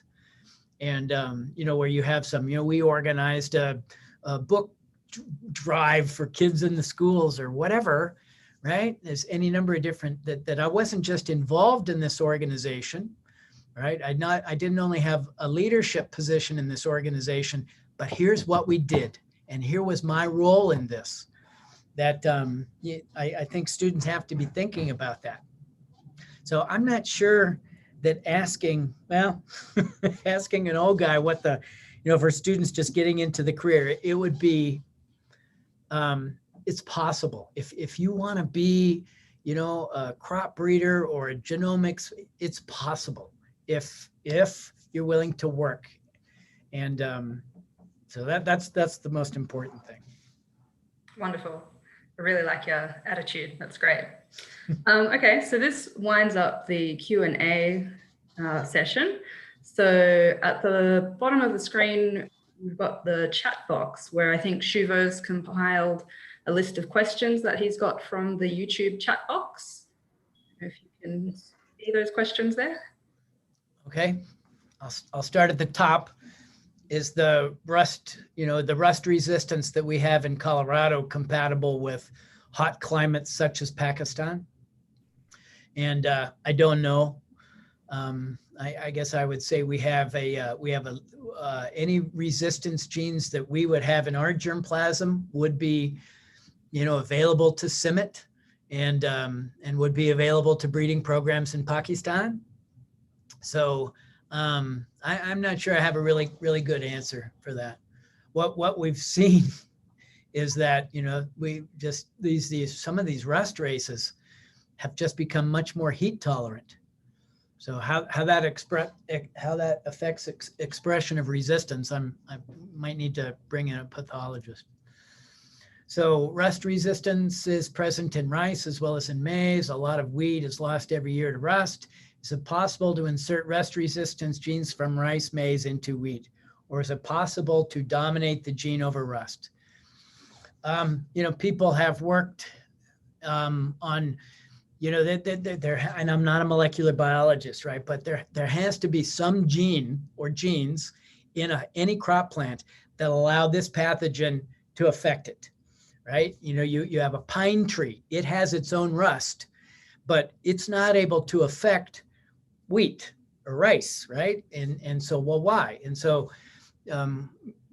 people are doing a lot of work to find those effectors, right? Or whatever they're called, and try to manipulate them. And yeah, I'm sure anything is possible.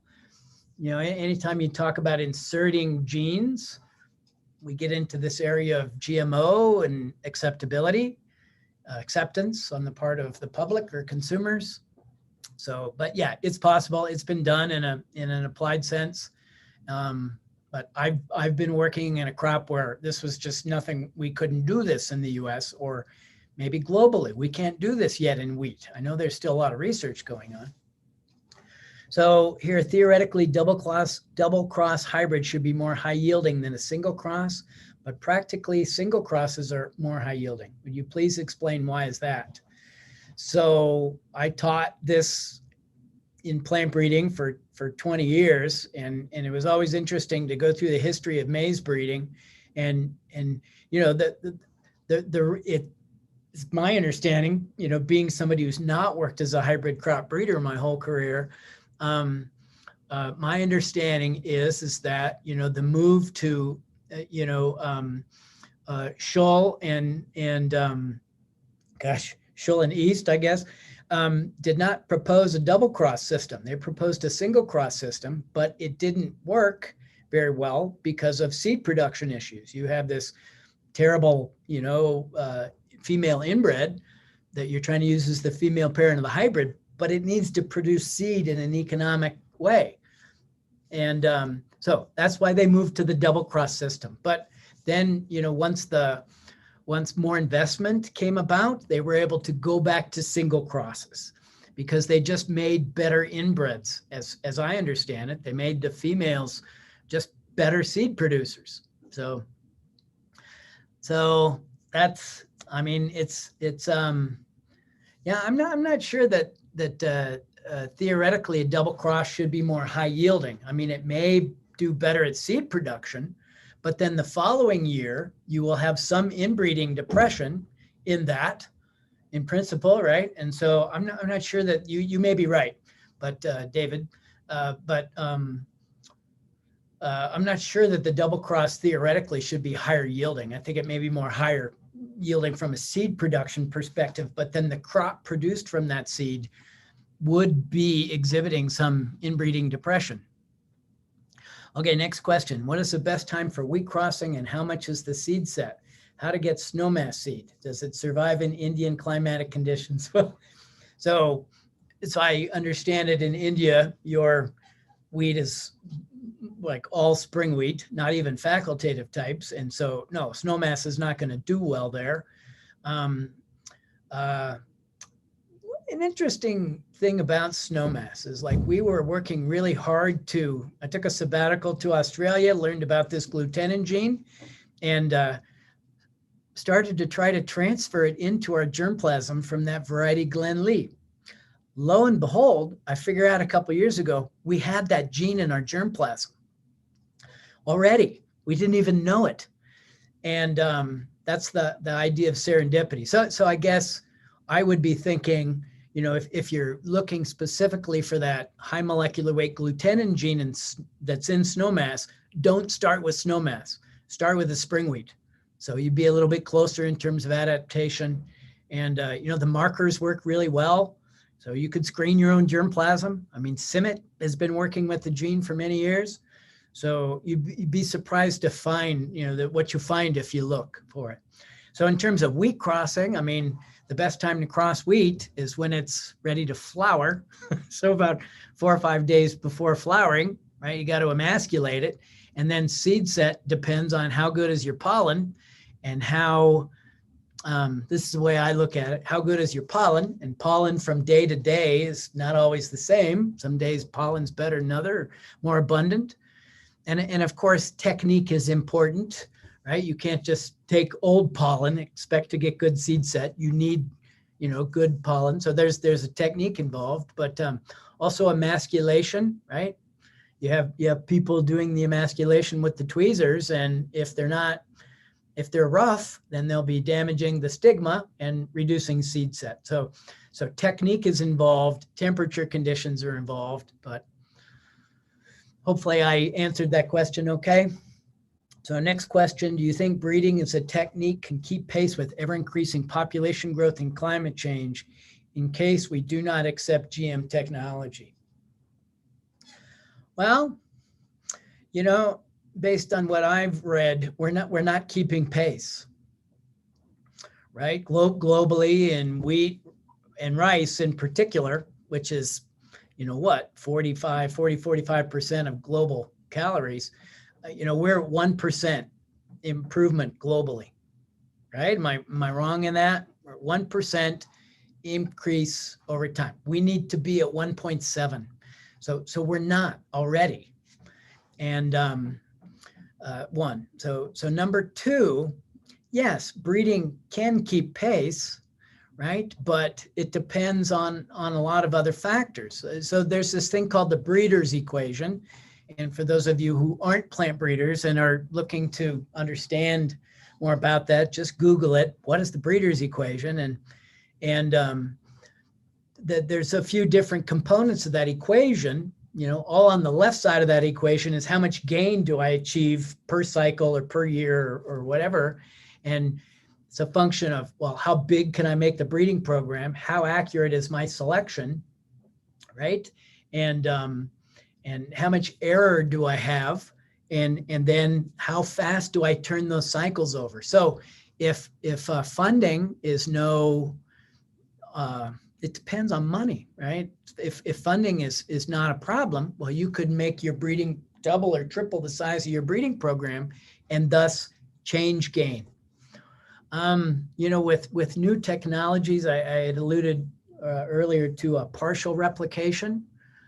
Why did I go to partial replication? It was because I had this one breeding pipeline that we were heavily invested in, and all the good varieties were coming out of that. Oh, but then we wanted to add fast track or double haploid breeding to that. Well, how did I do that? Well, I did that with partial replication. And then I got to thinking, well, if you're using proper, field trial design and also trial analysis techniques that account for spatial variability, proves the accuracy of the evaluation, that optimizes gain, that with those techniques, it's okay to partially replicate. And so I would say, yeah, it can keep pace, but if budgets are being cut, if we're not adequately training new scientists and these sorts of things, no, it won't. And then recognize we have to do better already. So we have tremendous challenges with or without GM technology. And I'm not suggesting GM technology is going to solve all the problems of the world, right? But it could be one very important tool. So next question is there any research being done like for genome prediction for epigenetic variations? And that I don't know. It's not in my area. I'm sure it is because there's a lot of really smart people out there. So the next question, how many trials you did at the time of a year? I guess I'm interpreting that like how many field trial locations. We had 14 or 15 yield trial locations. In our own breeding program, we had maybe 17 to 20,000 yield trial plots just in Colorado.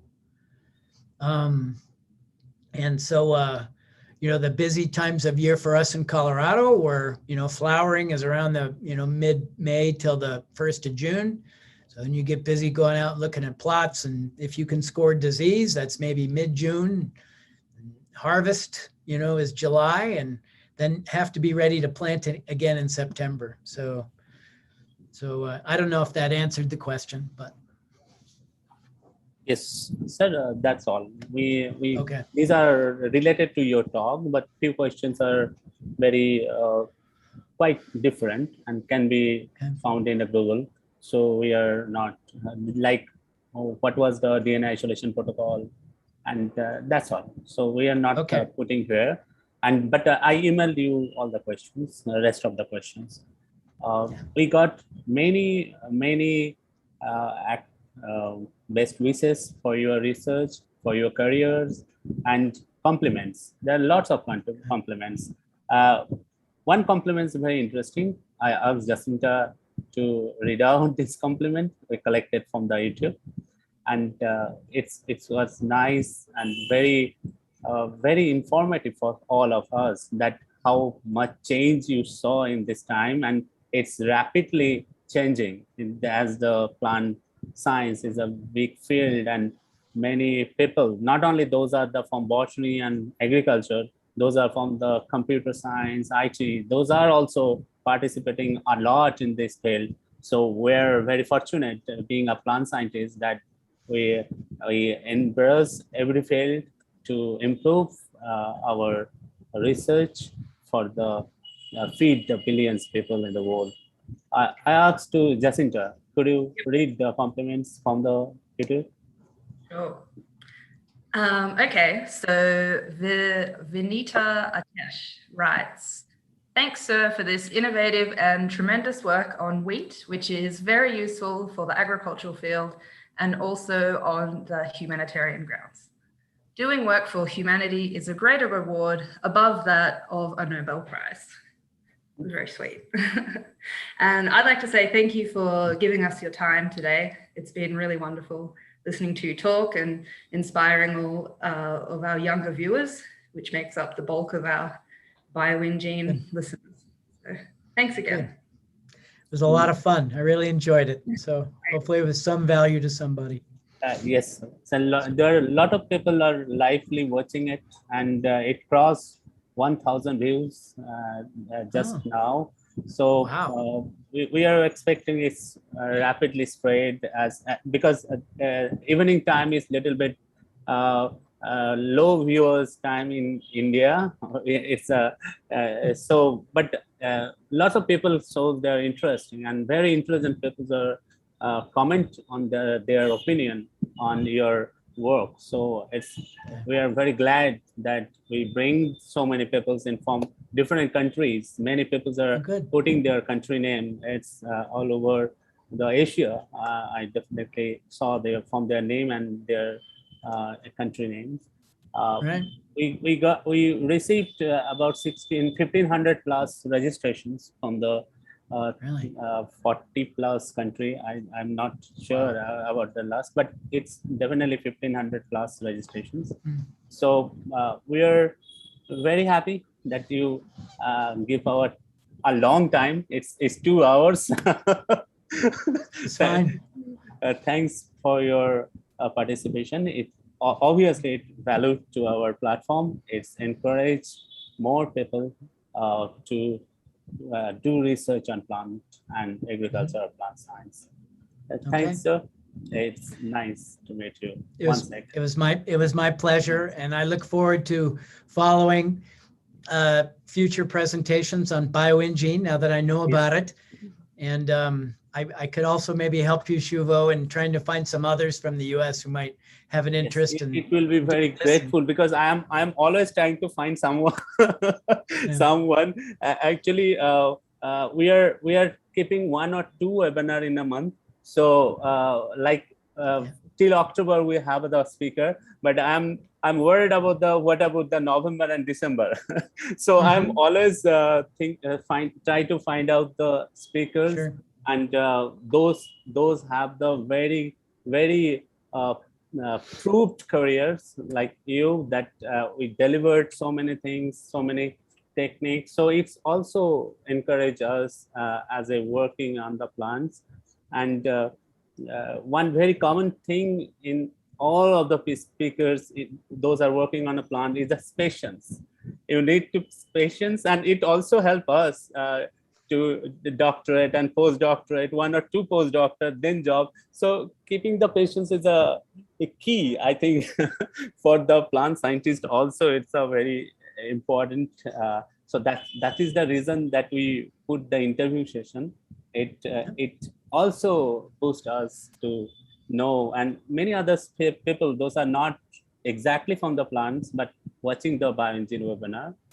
And we also try to introduce soft skill related webinars, like our next webinars on 5th September on ethics in ethics in public and lab.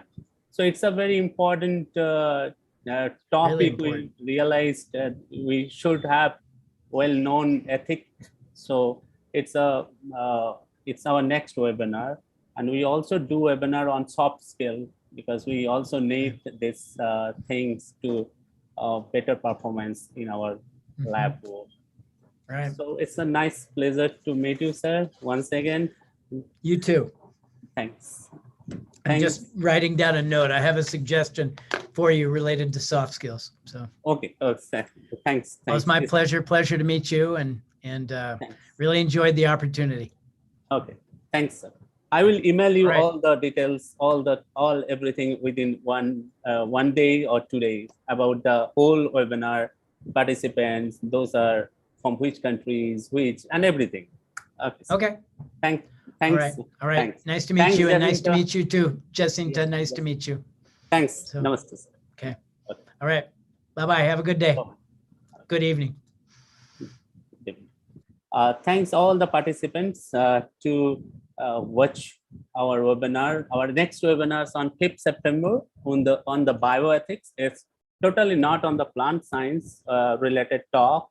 So I appreciate if you inform others to join the Bioingene next webinar, specifically for bioethics in research and publications. And one of the renowned scientists from India who are going to present this webinar on 5th September as usual time in 11 a.m. in Indian Standard Time. Those are waiting for the certificate. It's automatically uploaded after 2 days, and we emailed every registered participant that we uploaded your certificate. Those are asking for link. There is no opportunity to give you the link, because when you register, you automatically get the link. So there is nothing to search in your inbox or spam. But as a courtesy, as a backup, I already emailed 2-3 times the link. Go through the invitation letter, everything is there. If you are new to Bioingene, go through our website. There is a FAQ, all details, informations are there. We are very strict to our rules. So be patient, keep watching, and follow our rules to get the certificate. It's not only for certificate. We try to distribute the knowledge here. So knowledge comes first. If you follow our rules, it's well written, well developed, and it's worked for the last 37 webinar. And you definitely get the certificate. If you have any queries, I'd like to solve it.